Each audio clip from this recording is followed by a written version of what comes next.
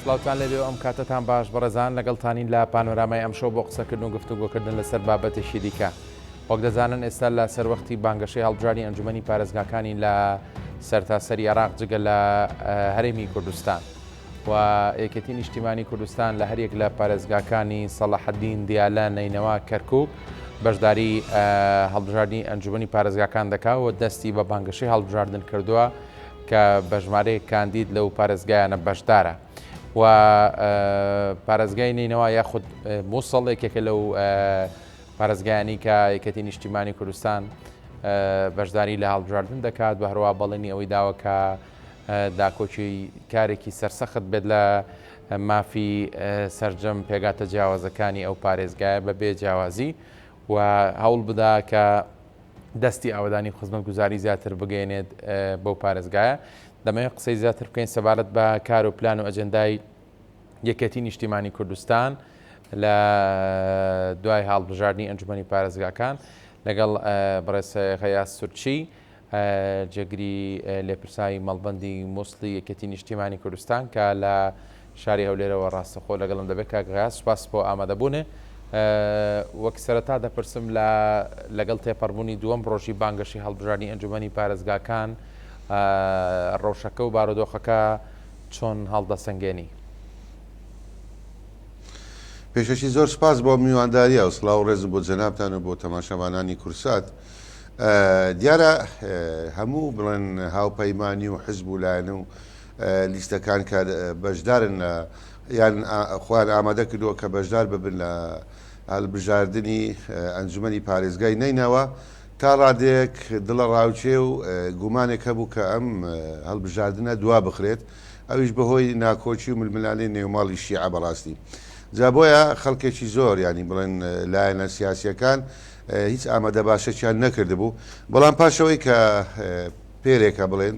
48 کاتژمێر بەر لە ئێستا موسادەقە واتە ناوەکان پەسەند کران، هەمان شەو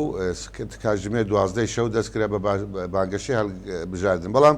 خۆشبەختانە ئێمە و کێشێتی نیشتیمانی کوردستان خۆمان ئامادە کردبوو، بەڵێ ئێمە ماوەی 2 ڕۆژە دەستمان کردەوە بانگەشەی هەڵبژاردن لە سەرتاسەری پارێزگای نینەوە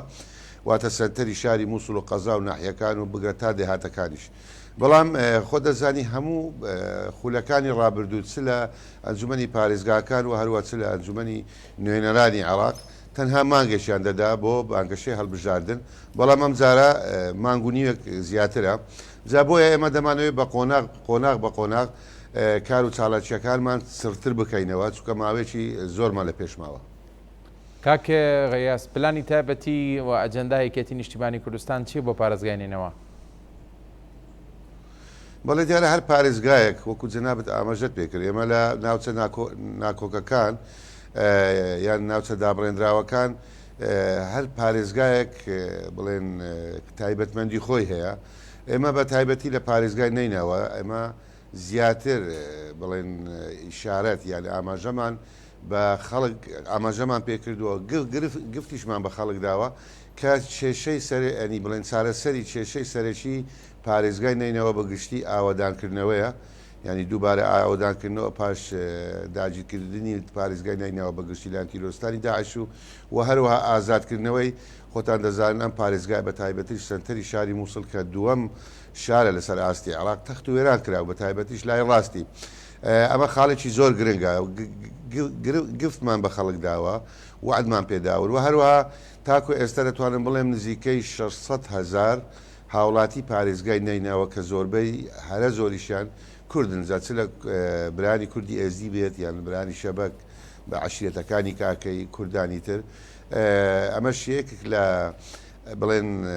لە بەرنامەماندایە کە هەوڵێکی جددی بدەین ئەو ئاوالانە بگەڕێنەوە شوێنی خۆیان. ینی بۆ نمونە ئێستا زیاتر لە 125,000 هاوڵاتی کوردی ئێزدی لە پارێزگای دهۆکن لە خیوەتگاکان بگراند بەشێکیان لە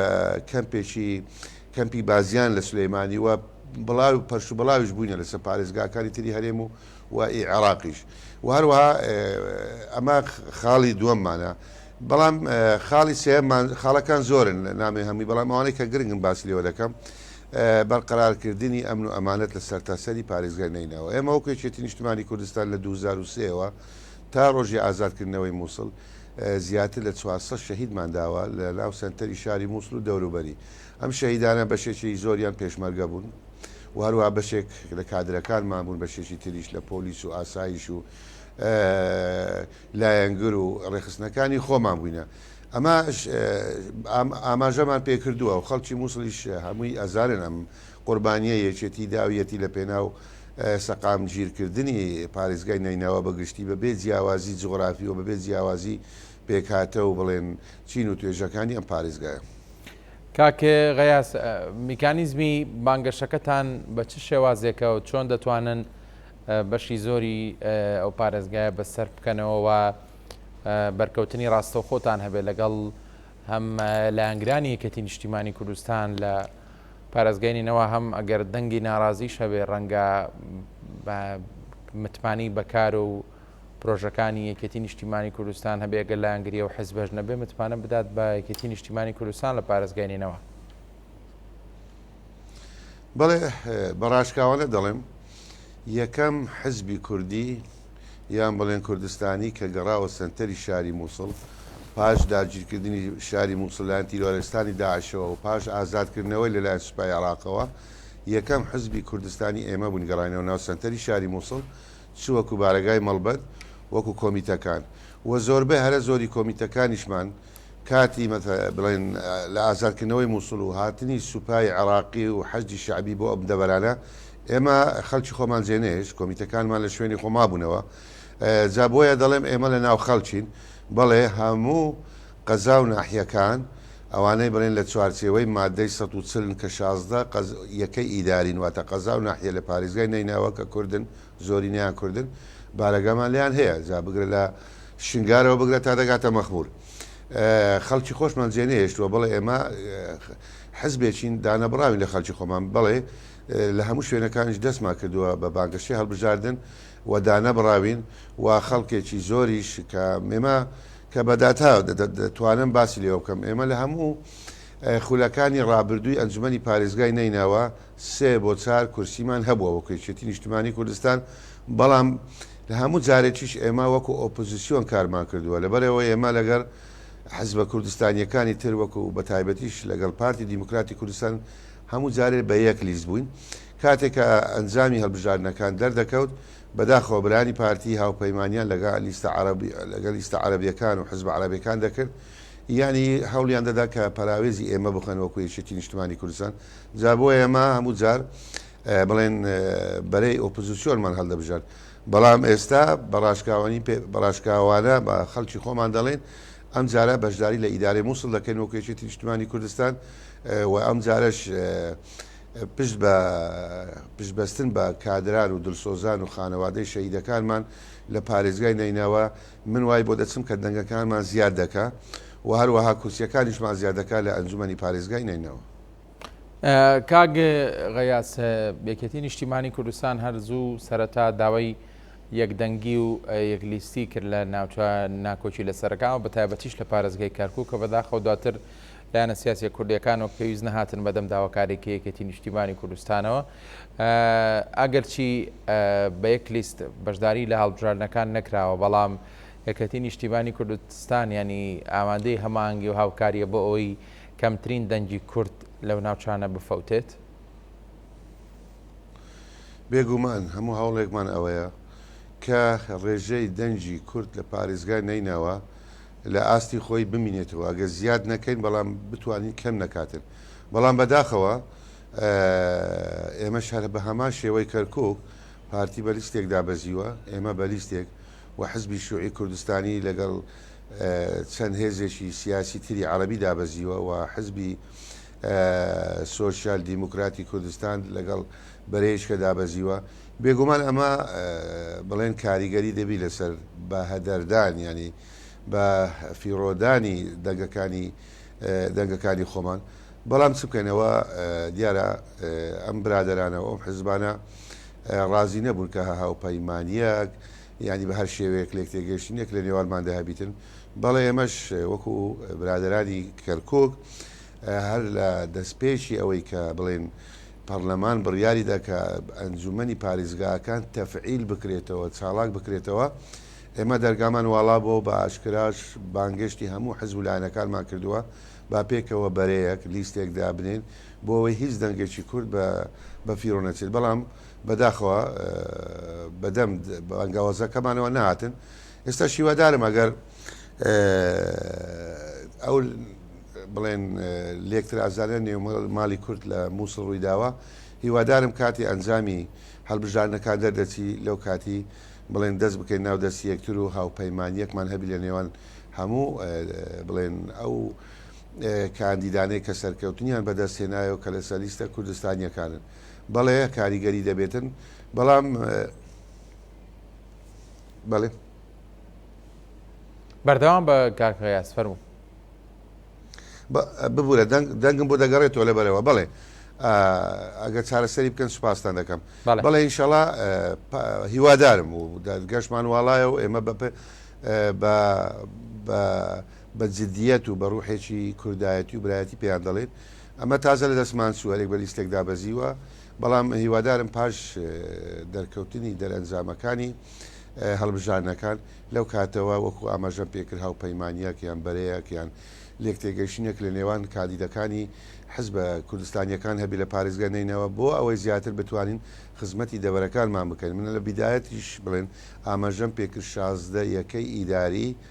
لە چوارچێوەی مادەی 140 لە پارێزگای نیناوە وەکو شنگال و ناحیەکانی مەخمور و هەر چوار ناحیە شێخان و هەر پێنج ناحیە دەشتی نیناوەکو باشیک و بەرتلە و حەمدانیە و هەروەها زۆر شوێنی تر وەکو ئەلقوش و فایدە و بگرە تا دوای 16 یەکە ئیداری کوردن یەک لەسەر سێ دانیشتوانی مووسڵوەرە و هیچ سەرژمێریەکی فەرمی نەبووە بەڵام بەپێ هەموو خولەکانی ڕابردوو چ لە ئەنجومەنی پارێزگاکان چ لە ئەنجومەنی عێراق کورد یەک لەسەر سێی دەنجی مووسڵ بوو ئێستا مووسڵ نزیک بوویتەوە لە 4 مەلیۆن کەواتە کورد ڕێژەی کورد لە مووسڵ لە مەلیۆنەکونی و نزیک بۆتەوە هانی پێشبینی دەکەن دەنگی کورد لەو پارێزگایە زیاد بکات بەڵێ بێگومان زیاد دەکا لەبەرەوەی کە 4 موالیت هاتوتە پێشەوە و هەروەها کوردیش لەو هاتنی داعش و پاش هاتنی داعش ئازادکردنەوەی مووسڵیان سوپا و هێزانیەکانی عراقی هەر هەمووی گەیشتە و قەنەعەتەی کە هیچ هێزێک هیچ لایەنێک بەقەدەر هێزە سیاسیە کوردیەکان بەهانانەوە نەهاتن و بڵێن خۆیان لێ نەکردوتە خاوەن بەڵام کێشەکمان هەیە بەڕاستی ئەو کێشەیەش تاکو ئێستا من ئاماژەم پێکرد زیاتر لە 600,000 ئاوارەی شاری مووسڵ لە خیوەتگە و لە شارەکانی تری هەرێمی کوردستان و عێراقن و دەتوانن بڵێم 185 کوردن جاچ کوردی برانی ئێزدی بن یان شەبەک بن یان عشیرەتەکانی بەسەمانە دەتوانن دەنگ بدەن کاکەیاسواتە ناوەندی دەنگدانی بنکەی تایبەتیان بۆ دەکرێتەوە بەڵێ لە خولەکانی ڕابردوو لە هەمووش پارێزگاکان بنکەی دەنگدانیان بۆ دەکراوە ئەمانە نازەح بوون بەڵام لەم خولە بڕیارێک دەرچووە تەنها بنکەی دەنگدان بۆ کوردانی ئێزدی شنگار لە کەمپەکات دەکرێتەوە ئەوانی تر ئەو کوردانی تر کە لە پاش هاتنی داعش و شەڕەکانی داعش کە ئاوارەی بڵند هەولێر و دهۆک و ئاکرێ و ئامێدی و زاخۆ بگرە تا دەگاتە سلەیمانی بووینە ناتوانن لە شار ئەو لەو شارانە دەنگ بدەن ئەبێ هەر هەمویان ڕۆژی دەنگدان بگەڕێنەوە مووسڵ لە ناو سنتەری مووسڵ و قەزاڵ ئەم بڕیارە بە مەبەست دراوەیان ئامانجێکی لە پشتەوەیە بەڵێ 100% بەس درایەخۆ حکوومەتی عێراقی و بڵێن کۆمسیۆنی بڵێن سربەخۆی هەڵبژاردنەکانی عێراق باش ئەزانەی خۆمەڕێژێکی کەم نییە من تەنها باسی مووسڵ بۆ دەکەم ئایا چەند ئاوارەی لە تووسخۆرماتومان هەیە چەند ئاوارەی کەرکووکمان هەیە کە لە کوردستان و لە شارەکانی ترن و هەروە بگرە لە خانەقین و مەندەلی من لە مووسڵ دەڵێم زیاتر لە 600,000 کەسە ئەوان دەبە ڕەچاوی ئەو شتیان کردوە خۆ لە خولەکانی پێشتر بەڵێ بنکەی هەڵبژاردن کرابەوە لە دهۆک لە هەولێر لە سولەیمانی لە هەموو شوێنەکان یعنی باوەڕت هەبی ئەگەر 1000 ئاوارەیەک لە هەر شوێنێک هەبووی بی لە 1000 بڵێن نەک دەنگدەر هەر 1000 ئاوارە بنکەشی دەنگدانیان بۆ دانابوو بەڵێ ئەمە گرفتە بەڕاستی تۆ چۆن ئەو هەموو دەنگدەرا ئەگەر 600,000 لەوانێت لەو 600,000 300,000 دەنگدەربی چۆن دەتوانی ئەو ڕۆژە هەمویان بیان نێریەوە بۆ سنتەری شاری مووسڵ و قەزا و ناحیەکان بەڕاستی ئەمە مادیبوونەشی زۆری دەوێت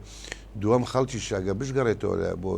بە دڵسۆزی بە پەرۆشی کە دەنگەکەی نەفەوتێ بەڵام خۆی ئەگە لە خانەوادەی خۆی 5-6 بڵێن سەرنشین بێ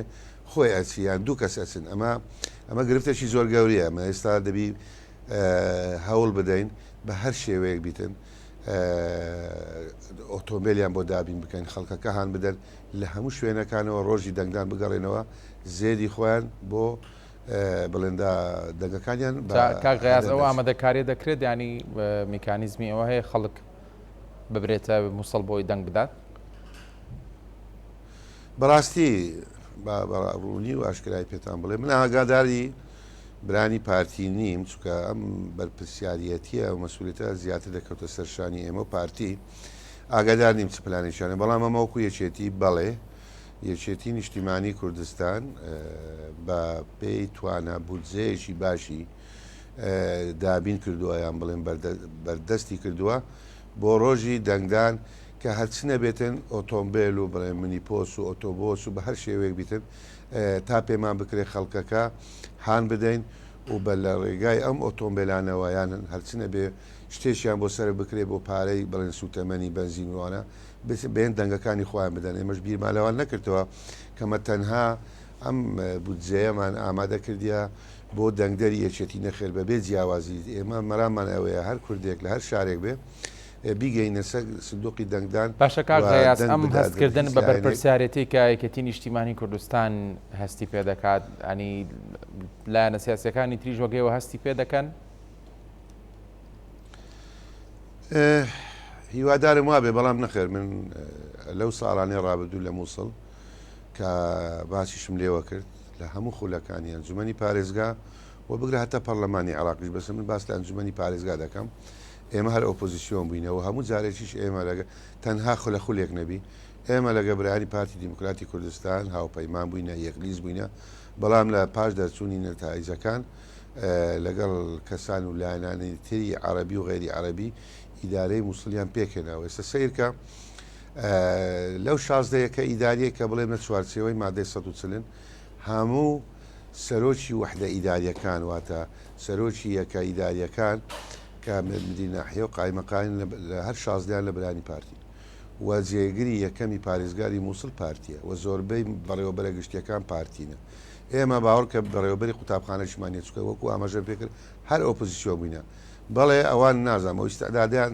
تێدا نەبووە کە بیر لەوە بکەنەوە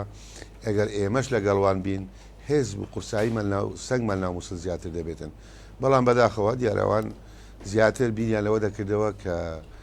پەراوێز خستنی یەکێتی سەرکەوتنی ئەوانە بەڵام بەداخەوە ئێمەوا بیر ناکەینەوە نەخێر با کورد لە مووسڵ بەهێز بێتن بەس خۆ لە هەندێک جێگە و شوێنی ناوچەی کێشە لەسەریش هەیە کاغیاز کە یەکەتی نیشتیمانی کوردستان هێزی یەکەمەوە بەڵام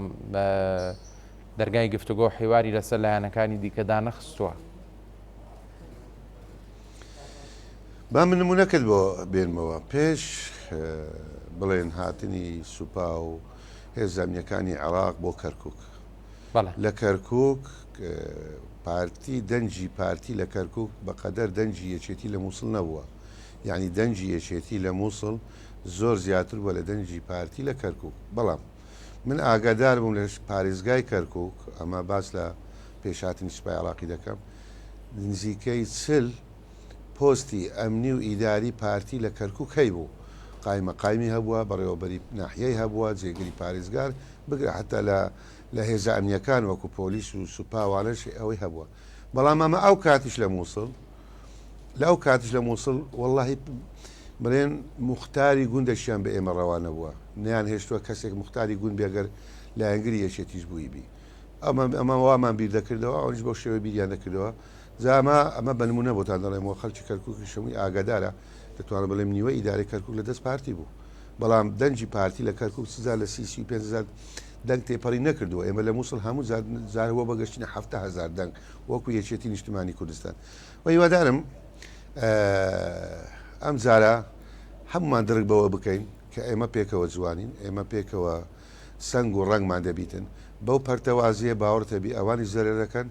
ئێمەش هەرکە دەستپێکەوە زیانمان لێکەوتووە بەڵام بەڕاستیش پێتان بڵێم زیان کە زیانمان پێکەوتووە لە بەشدارینەکردمان لە ئیدارەی مووسڵ ئەمە من بە زیانی نازانم لەبەرەوەی چەند جار ئێمە پراوێز خراوین دوور خراینەوە لە بەشداریکردن لە ئیدارەی مووسڵ ئێمە دەنگەکانمان زیاتری کردووە و هیوادارم ئەم جارش بەو عقلێتی جاران نەبێتن دەستە ناو دەستیەک بنێن ئیدارەیەکی ڕێک و پێک لە مووسڵ دابین بکەین بۆ زیاتر خزمەتکردنی خەڵکی گشت پارێزگای نینەوە بەبێ جیاوازی بە تایبەتیش کوردانی نینەوە چونکە زۆر تووشی مەینەت و زۆر زوڵمیان لێکراوە و تا ئێستا شەمیان دەربەدەر و تا ئێستا شوێنەکانیان هەوڵ دەدرێت تعالی بکرێنەوە بە عەرەب و غەیری عەرەب پڕ بکرێنەوە. کاگ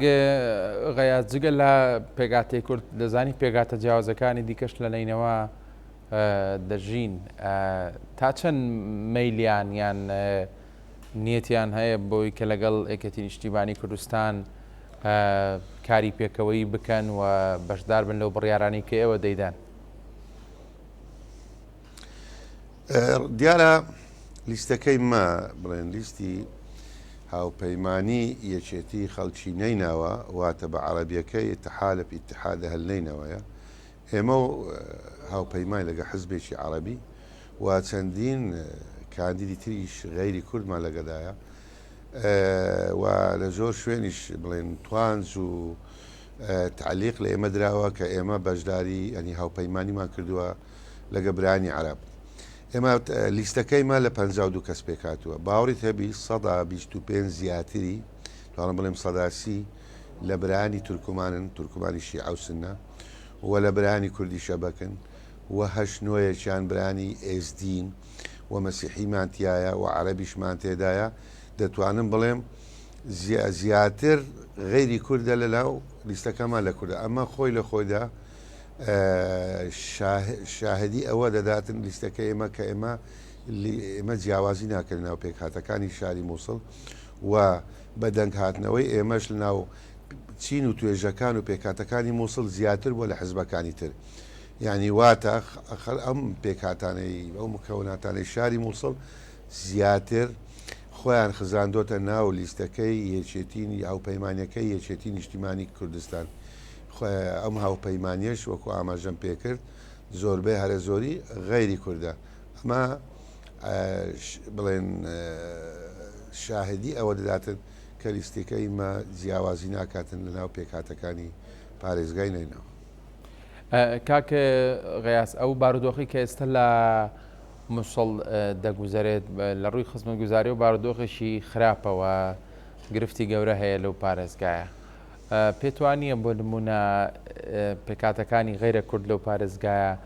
لە سەرنجامی نیگەرانیەکانیان لە دەسەڵاتدارانی ئیداری ئەو شارە ڕەنگە هاوکێشەی سیاسی بگۆڕن لەو پارێزگایە لە ڕێگەی دەنگەکانیانەوە.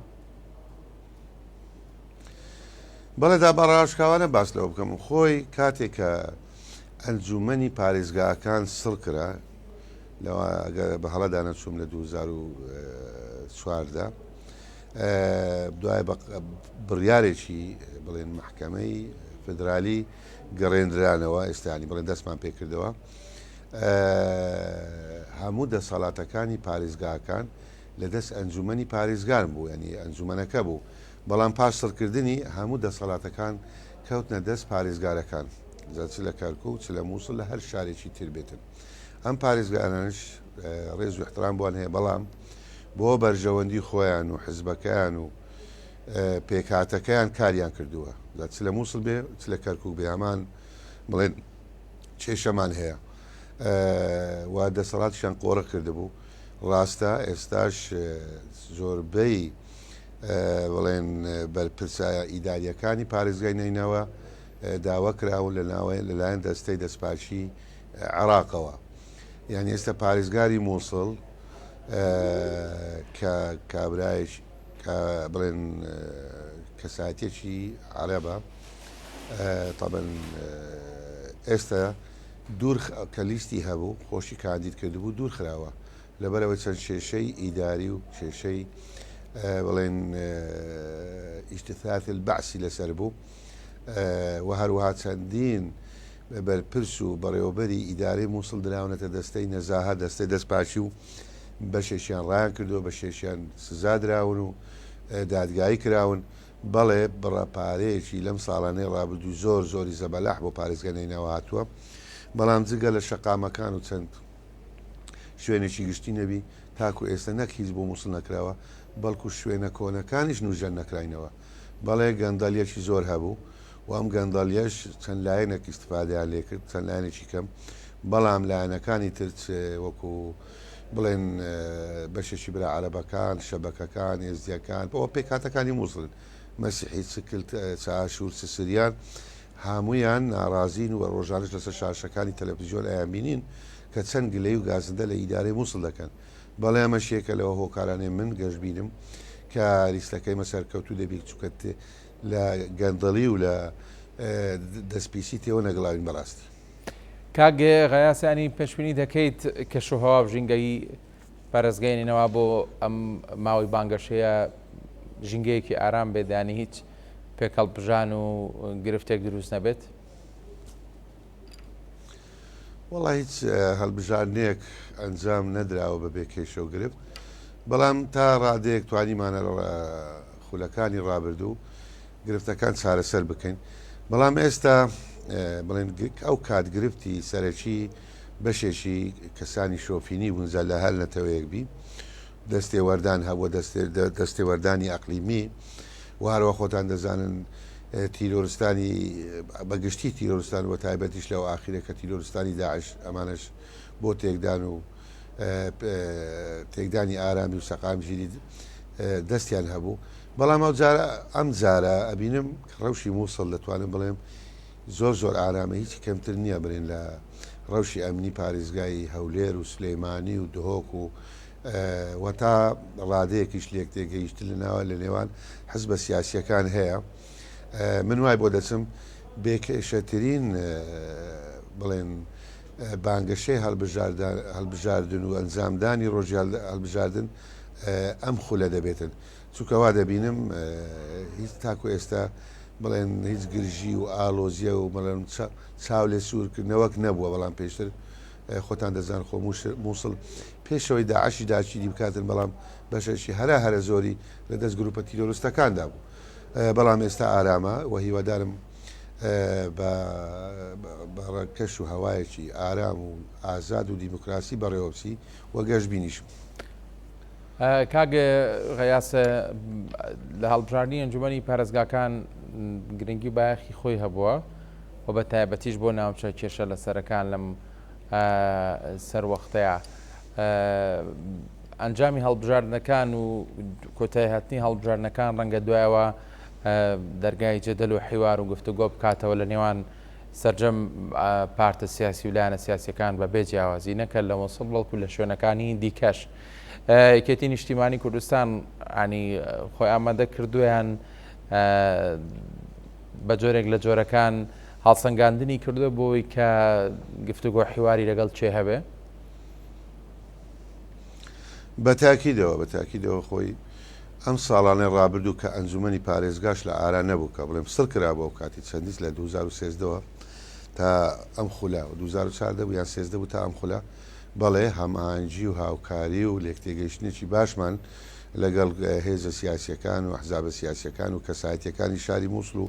دەوروبەری هەیە بەڵێ دەرگامان واڵایە و هەموو خەڵکیش ئەزانی کە یەکێتی بە عەقلیەتێکی نەرمونیانەوە بە عەقلیەتێکی دوور لە شۆفینزمیەوە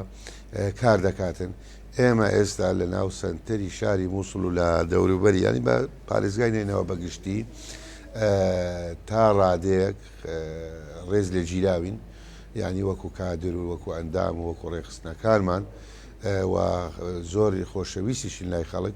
ئەمەش هەمووی بۆ ئەم سیاسەتەی بەڕێز مامزەلال دەگەڕێتەوە بەڕاستی ینی پشتی گەورە بەرخوا لە خۆش مامزەلال دەکەوێت خۆشەویستی خەڵک بۆ مامزەلال ڕەنجی دایتەوە لەسەر ئێمە دووەمینیشەمە لەو ساڵانی ڕابردوو سیاسەتێکی نەرمونیانمان بەکاری ناوە لەگەڵ خەڵک دوور لە تونند و تیژی و دوور لە بڵێن بریندارکردنی عەقلیەت و زەهنی خەڵکی پارێزگای نینەوە زابۆیە بەڵێ پاشان زامدانی هەڵبژاردنەکان و یان بڵێن کۆتایهاتنی دەنگدان و ئەلانکردنی یا ڕاگەیاندنی دەرەنجامەکان بێگومان ئێمەش ئەوێ ئیتلاف یان بڵێن بڵێن هاوپەیمانی و یان بڵێن بە هەر شێوەیەک بیتن ئیتلاف لەگەر هێزەکانی تر بکەین بۆ ئێمەش بە ئاماژەشم پێکرد بەشداری لە ئیدارەی مووسڵ بکەین نەکۆکو جاری جاران ئۆپۆزیسیۆن بین بۆ زیاتر خزمەتکردنی کەسانی بۆ سەرەتا سەری هاوڵاتیانی پارێزگەنێنەوە بە تایبەتیش دەوەرە کوردنشینەکان. ئەگەر بەو شێوەی کە جەنابەت باست کردنی لە دوای هەڵبژاردنەکان گفتوگۆی کراوەتان دەبێت و بەڕاریشتان داوە بەشداری لە ئیداری ئەو شارەدا بکەن لە ڕاستیدا پارێزگەنێنەوەیەکێکە لەو پارێزگایانی کە کاری زۆری دەبێت وەک جەنابیشت باست کرد ئەگەرچی پارە و بجێ زەبەلاحی بۆ دابین کراوە بەس هەز ناکە ینی دەستێکی ئاوادانی باشی پێگەیشت بێ ئەو بەڵێنە دەدەن ینی بە خەڵکی لێنێوا کە بتوانن کاری جیاواز بکەن لەو پارێزگایە. بەڵێ لە دروشمەکانمان ئاماژەمان پێکردووە دروشمی لیستەکەمان وە لە لۆگۆ بڵێن لە خیتابی سیاسیمان باسمان لێ کردووە و وعدیشمان بە خەڵک داوە کە لە ڕێگای نوێنەرەکانمانەوە لە پارێزگای نینەوە بگرێت تا لەسەر هەستی ئەنجومەنی نوێرانی عراقیش ئێمە خزمەتکاری خەڵکی خۆمانین ئێمە ناڕازین لەو پارەی کە هاتووە و بە هەدەر درراوە کە دەتوانم بڵێم ناڵێم 100% هیچ نەکراوە بەڵام شتێکی کەم بۆ پارێزگای نینەوەکە ئێستا پارێزگای نینەوە دابڵێن بۆ نمونە سنتەری شاری مووسڵ دوو بەشە لای چەپ و ڕاستی یاندا بڵێن لای ڕۆژهەڵات و ڕۆژئاوای لای دەستی چەپی کە جاران زیاتری دانیشتۆکانی کورد بوون تا ڕادەیەک ئاوەدان کراوەتەوە و دەتوانم بڵێم گرفتیان نەماوە بەڵام لای ڕاستەکەی ڕۆژئاواکەی کە پێڵێن مووسڵی کۆن کە لە دێر زەمانەوە ئەو شوێنە مووسڵ بووە و گەورەتریشە لە لای چەپەکەی تا ئێستا دەتوانم بڵێم لە سەتا 15 خەڵکەکە نەگەڵایتەوە تەخت و وێران کراوە تا ئێستا دەستی ئاوادانی پێ نەگەیشتووە تا ئێستا هیچ خزمەت گوزاریەکی پێشکەش نەکراوە باوریت هەبیتن کە دەچی ئەم شارە گەورەیە دەبینی هەمووی تەخت و وێران کراوە دڵت بۆ خەڵکە دەسووتێتن یعنی تا ئێستا بۆنی جەستەی تیرۆرستانی داعش و قوربانیانی بڵێن بووینە قوربانی دەستی ڕەشی تیرۆستانی داعش لە ژێر خان و لە ژێر باڵەخانەکان ماوە ئەمە کا ئاوەدانە و هەروە من باسی ئەوەن بەو نمونە باسی سنتەری مووسڵم کرد سیر کە شێخان ببوورە شنگار و ناحیەکانی و کۆمەلگە و دێهاتەکانی تا ئێستا لە سەتا 15 خەڵکەکەی نەگەڕایتەوە و ئاماژە پێکرەمی لە کەمپەکانن هەروە زۆربەی هەرە زوو شەڕویان لە هاندەران کردووە بەرەو دەرەوەی وڵات ڕۆیشتون کا لەکوێوە مەخبوور و ناحیەکانی ببینە کە ئاوەدانی بەڵام بەڵێ بەڵێ بەڵە بەڵە بەردەوام بە کاغەیاز لە سەقسەکانە فەرموو.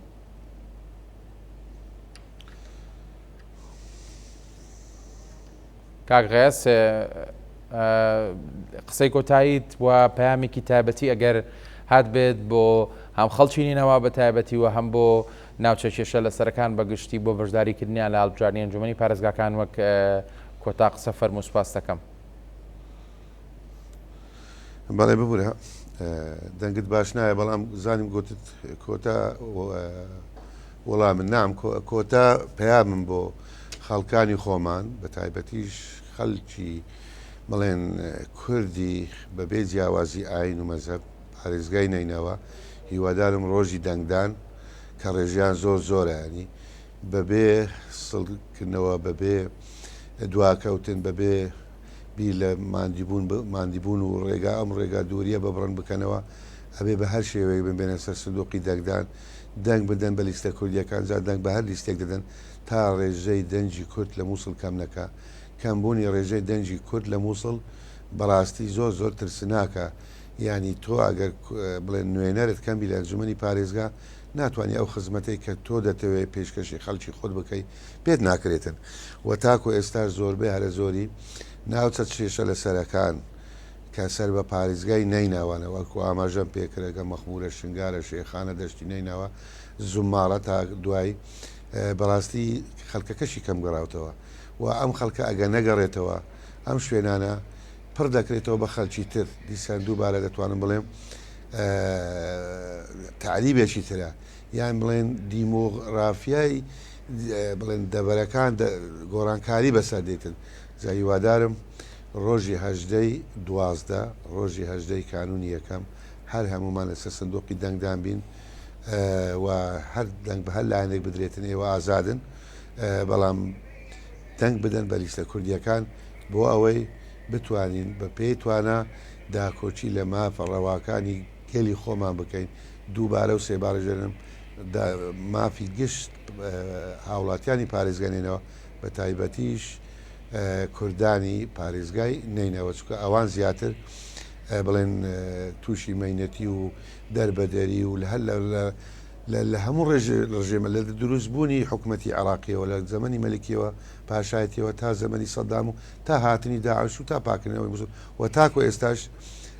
زوڵم لێکراوی نام خەڵکە زامەیە پەیامی من و هیواداریشم هەروە بێت. سپاس بۆ بەڕێز خەیا سورچی جەنگری لە پرسایی مەڵبندی مووسڵی یەکەتی نیشتیمانی کوردستان کە ڕاستەخۆ لە شاری هەولێرە و لەگەڵ ماوەی سپاس وەڵامی پرسیارەکانیمە بەڕێزان پانۆرامەتان پێشکەشکرا شاد و بەختەوەربن.